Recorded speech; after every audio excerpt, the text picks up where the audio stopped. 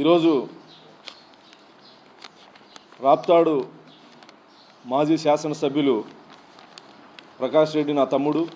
ఎందుకంటే నన్ను ప్రెస్ మీట్లో అరే ఒరే అని మాట్లాడినాడు కాబట్టి నేను కూడా అరే ప్రకాష్ రెడ్డి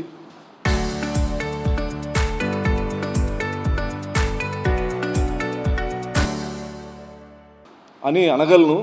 కానీ తెలుగుదేశం పార్టీ సంస్కారం అడ్డొస్తుంది కాబట్టి నేను మాట్లాడలేకపోతున్నాను రా ప్రకాష్ రెడ్డి. నేను ప్రకాష్ రెడ్డి గారు అనే మాట్లాడతా. కొన్ని ఆరోపణలు చేయడం జరిగింది. ఎలాంటి ఆరోపణలు అంటే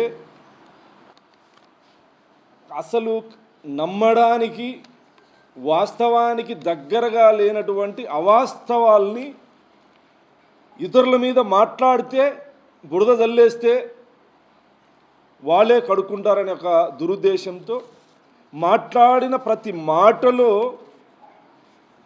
ఒక భూస్వామి పెత్తందారి అహంకారపు ఛాయలు కనిపిస్తూ మాట్లాడినటువంటి ప్రతి మాటకి నేను సమాధానం చెప్తా ఉన్నా, సవాల్ విసురుతా ఉన్నా. నా గురించి మాట్లాడుతూ ఎమ్మెల్యే అయిన 3 నెలల్లో 7 కోట్ల రూపాయలు విల్లా సాక్షి సరౌండింగ్స్లో, సాక్షినే కాదు అనంతపూర్, నువ్వు సాక్షి అన్నావు సరౌండింగ్స్ అన్నావు, నేను చెప్తానా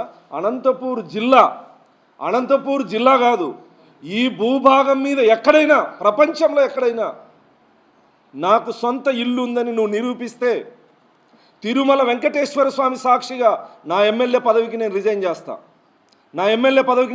చేస్తా. నోరుంది కదా, ఇతరులని ఎట్లంటే ఎట్లా మాట్లాడితే నీకు అనుకూలమైన ఛానల్లో ప్లే చేసేస్తే ఎంతో కొంతమంది నమ్ముతారని మాట్లాడడం ఇది ఎంత హాస్యాస్పదం ప్రకాష్ రెడ్డి. నేను నిన్న మాట్లాడిన ప్రెస్ మీట్లో నువ్వు నీ ఇంటి రెంట్ కట్టడం లేదని చెప్పి మాట్లాడినా. ఎస్, వాస్తవం. దానికి థ్యాంక్స్ తమ్ముడు. నేను ఇల్లు రెంట్ కట్టలేని పరిస్థితుల్లో ఉన్నాను అని చెప్తా ఉన్నావు. నువ్వు ఇల్లు రెంట్ కట్టలేని పరిస్థితుల్లో లేవు. హైదరాబాదులో కోట్ల రూపాయల విల్లాలో నీ అన్న ప్రకాష్ రెడ్డి ఉన్నాడు. 19కి ముందు నీ పరిస్థితి ఏంది? కేవలం వైసీపీ కార్యకర్తలు నాయకుల యొక్క సానుభూతి కోసం ఇల్లు అమ్ముకొని ఎన్నికల్లో పోటీ చేస్తానని చెప్పి మొత్తం వైఎస్ఆర్ కాంగ్రెస్ పార్టీ రాప్తాడు నియోజకవర్గంలో ఉన్న వాళ్ళందరి దగ్గర డబ్బులు తీసుకొని అందరినీ మోసం చేసినటువంటి చరిత్ర నీది. ఈరోజు నీ ఆస్తులు ఇప్పుడు జస్ట్ నీ ప్రెస్ మీట్కి నా ప్రెస్ మీట్కి అర్ధగంట తేడా. అర్ధగంటలో రాప్తాడు వైసీపీ నాయకులు నాకు ఫోన్ చేసి మెసేజ్లు పెట్టిన ఆస్తులు కొన్ని మాత్రమే చెప్తా అన్నా. ఇప్పుడు మిగతావి నేను రెండు సవాలు విసురుతా అన్నా. నీకు గురువారం వరకు టైం ఇస్తా ఉన్నా. ఎందుకంటే రేపు ఆదివారం నీకు రిజిస్టర్ ఆఫీసులు పనిచేయాలి. నా పేరు మీద కానీ, నా భార్య పేరు మీద కానీ, మా అమ్మ నాన్న పేరు మీద కానీ, నా కొడుకుల పేరు మీద కానీ, నా బంధువుల పేర్ల మీద కానీ, నా దగ్గర ఉన్న హితులు సన్నిహితులు మిత్రులు అనుచరులు నా పార్టీ నా కార్యకర్తల పేర్ల మీద కానీ నాకు బినామీ ఆస్తి కానీ నా ఆస్తి కానీ ₹1 ఆస్తిని నువ్వు నిరూపించగలిగితే తిరుమల వెంకటేశ్వర స్వామి పాదాల సాక్షిగా నేను రాజీనామా పత్రం ఎమ్మెల్యే పదవికి, బోర్డు మెంబర్కి, తెలుగుదేశం పార్టీకి కూడా రిజైన్ చేయడానికి నేను సిద్ధంగా ఉన్నా. గురువారం లోపు కొడక్క నువ్వు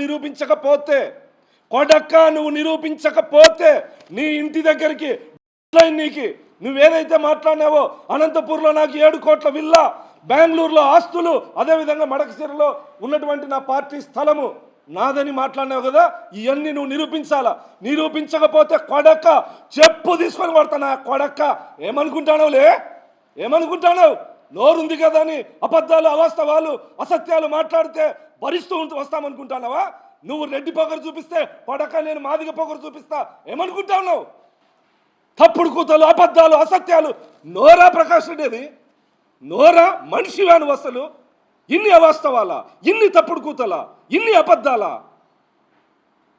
ఇల్లు లేదని చెప్పి నంగనాచి కబుర్లు మాట్లాడుతూ ఉన్నావు.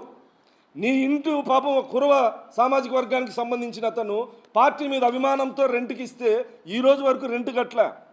నీకు ఇల్లు లేదని మళ్ళా నీ కార్యకర్తల దగ్గర సానుభూతి చూపించుకోవడానికి మాట్లాడుతున్నావు కదా. ఆదర్శ నగర్ సొసైటీ కాలనీలో 1.5 ఎకరా కోట్ల రూపాయలు విలువ చేస్తుంది. ఒక్కొక్కరు మీ 3 అన్నదమ్ములు అరెకరంలో ఒక్కొక్కరు అరెకరంలో 1.5 ఎకరాలో ఇల్లు కట్టుకోవాలని ప్లాన్ చేస్తూ ఉన్నారు. ఈరోజు మీ అన్న చంద్రశేఖర్ రెడ్డి హైదరాబాద్లో ఉన్న విల్లా ఎంత ఖరీదు చేస్తుంది, దాని ఈఎంఐలు ఎవరు కడతాండ్రు, దాని వెనక జరిగిన పంచాయతీ ఏంది? హార్మోన్ సిటీలో పోయి కూర్చొని మాట్లాడదామా ప్రకాష్ రెడ్డి? తర్వాత ఆలమూరు దగ్గర 30 ఎకరాలు ఎక్కడి నుంచి వచ్చినాయి ఇవన్నీ? నువ్వు నేను ఏవైతే ఇప్పుడు ఇవన్నీ నేను చెప్తా అనేది కూడా మీ కార్యకర్తలు మీ నాయకులు ఈ అర్ధగంటలో నాకు చెప్పినవి. నేను ఏదైతే మాట్లాడినానో అది రికార్డెడ్గా నిరూపించడానికి సిద్ధం. నువ్వు నా మీద చేసిన ఆరోపణలు.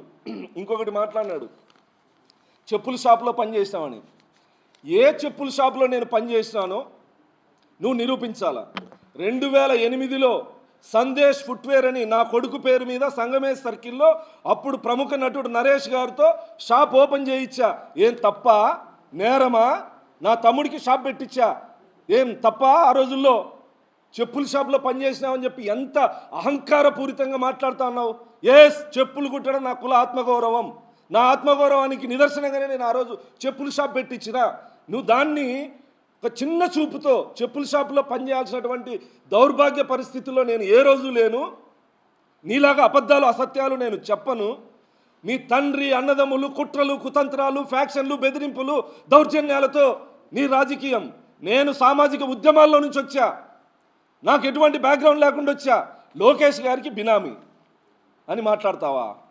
మీ నాయకుల్లాగా అక్రమ సంపాదన అక్రమార్జన చేసే నీచ సంస్కృతి నారా లోకేష్ గారికి నారా కుటుంబానికి లేదు. ప్రతి సంవత్సరం వాళ్ళకు ఉన్నటువంటి లీగల్గా ఆస్తులన్నిటినీ బహిర్గతం చేసే ఏకైక నిజాయితీ కలిగినటువంటి కుటుంబం నారా వారి కుటుంబం. నేను ఆయనకు బినామీని అని మాట్లాడతావా? బినామీని కాబట్టి 4 పదవులు 3 పదవులు అని మాట్లాడతావా? తెలుగుదేశం పార్టీలో నేను కష్టపడి పనిచేసిన మీ నాయకుడు మీ గవర్నమెంట్లో దుర్మార్గమైన చర్యలకి ఎదురొడ్డి పోరాటం చేసిన నా పోరాటానికి ప్రతిఫలం నా పదవులు, అంతేగాని భిక్ష కాదు. ప్రకాష్ రెడ్డి, నీలాగా లాబింగ్ చేసుకొని ఇతరుల్ని మోసం చేసి నేను రాజకీయాల్లోకి రాలే. నువ్వు రాజకీయాల్లోకి రాకముందే నేను సామాజిక ఉద్యమ కార్యకర్తని నాయకుడిని. నోరుంది కదా అని అడ్డదిడ్డంగా మాట్లాడుతున్నావు. 1000 కోట్లు 100 కోట్లు నువ్వు ఈరోజు అక్రమాస్తులు కలిగి ఉన్నావు. కానీ కార్ల ఈఎంఐలు కట్టావు, బెదిరిస్తావు. వాళ్ళు వస్తే పాపం ఈఎంఐలు అట్లని చెప్పి నువ్వేమైనా పేదోడువా? నువ్వు ఇంటి బాడి కట్టలేని పరిస్థితుల్లో ఉన్నావా? ఒక కుర్రబ సోదరుడికి ఎంత అన్యాయం చేస్తానో అసలు నువ్వు. ఇల్లు ఖాళీ చేయవు, రెంటు ఇవ్వు, ఎవరికి చెప్పుకోలేక పార్టీ పరువు పోతుందని ఒక పార్టీ సానుభూతి పరుడికి నువ్వు ఇంత అన్యాయం చేస్తూ ఉంటే దీన్ని కూడా మభ్యపెట్టే విధంగా, దానికి కూడా సానుభూతి పొందే విధంగా మాట్లాడుతున్నావు. నీలాంటి నయవంచకుడు మాట్లాడితే మౌనంగా పోతారులే, బురద వేసేస్తే మౌనంగా పోతారులే అనుకోవద్దు. ప్రకాష్ రెడ్డి, నువ్వు ఒకటి మాట్లాడితే 100 మాట్లాడగలం. నీకు గురువారం సాయంకాలం వరకు 5 గంటల వరకు నీకు టైం ఇస్తా ఉన్నా. నా మీద చేసిన ఆరోపణలు నువ్వు నిరూపించాలి. నిరూపించకపోతే ఆ రోజు జరిగే పరిణామాలకు ఖచ్చితంగా నేను చెప్తా ఉన్నా. మీడియా సమక్షంలో, మీడియా వేదికగా చెప్తా ఉన్నా. గురువారం లోపు, సోమవారం నుంచి బుధవారం వరకు రిజిస్టర్ ఆఫీసులు అన్నీ పనిచేస్తాయి. నువ్వు బెంగళూరులో నా ఆస్తులని మాట్లాడుతూ ఉన్నావు, అనంతపూర్లో 7 కోట్ల విల్లా అని ఈ ఇల్లు, నేనున్నటువంటి ఇల్లు, మీ నియోజకవర్గం చంద్రశేఖర్ రెడ్డి అనే చెన్నై కొత్తపల్లి హనుమంతరెడ్డి అనే వ్యక్తిది ఇల్లు, ఇది నాదని మాట్లాడుతూ ఉన్నావు. కనీస సమాచారం వద్దా? ఎవడు చెప్తాడు నీకు? లేదంటే బురద వేసేస్తే సరిపోతుంది అనుకుంటాడవా? హనుమంతరెడ్డిది ఇల్లు, కొడుకులు వచ్చి సుధీర్ రెడ్డి, మహేష్ రెడ్డి. నేను నీలాగా రెంట్ ఎగ్గొట్టి ఉండడంలే. అడుగు, వాళ్ళ నెంబర్ కూడా నీకు వాట్సాప్లో పంపిస్తా. రెంట్ ఎట్లా పే చేస్తానో నేను దాని గురించి మాట్లాడినా.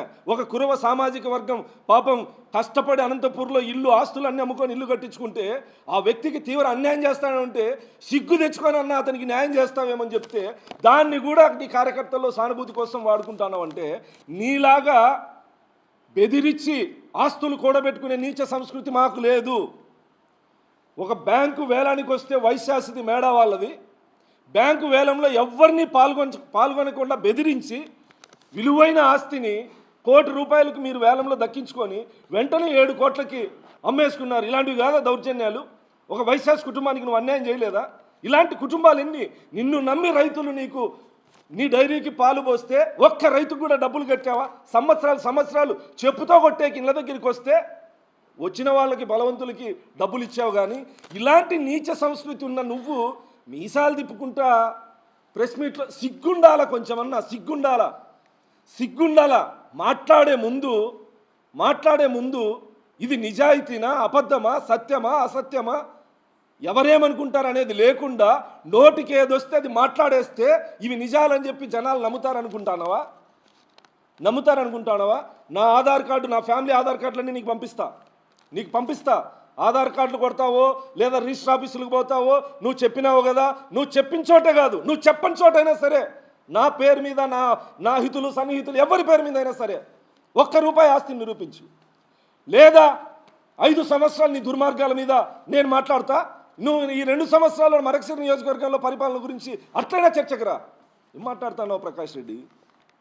అరే ఒరే అని మాట్లాడతావా? మేము అనలేమా?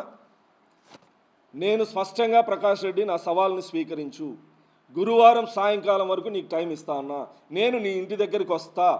నేను నారా లోకేష్ గారి బినామీని నిరూపించాలి, నాకు 7 కోట్ల విల్లా ఎక్కడుందో నిరూపించాలి, నేను మడకసిరలో నా ఆఫీసు పరిస్థితిని నాది అని చెప్పి నేను కొన్నానని చెప్పి చెప్తాన్నావు కదా, లీజుకు తీసుకొని నేను అనంతపూర్ నుంచి పోయాను కాబట్టి నా కార్యకర్తలకి నాకు ఉండడానికి కార్యాలయం కావాలి కాబట్టి వైశాస్తో లీజుకు తీసుకొని టెంపరీగా షెడ్లు వేసుకున్నా. నీకంటే కార్యకర్తలంటే లెక్కలేదు, ప్రజలంటే లెక్కలేదు, భూస్వామి మాదిరి ఇంట్లో ఉంటే ఇంటి దగ్గరికి వస్తారనే అహంకారం నీది. అందుకే నీకు ఎక్కడ కూడా నీ నియోజకవర్గంలో పార్టీ కార్యాలయము కేర్ ఆఫ్ అడ్రస్ ఉండదు. ఎవరైనా సరే అనంతపూర్కి రావాలి నీకోసం.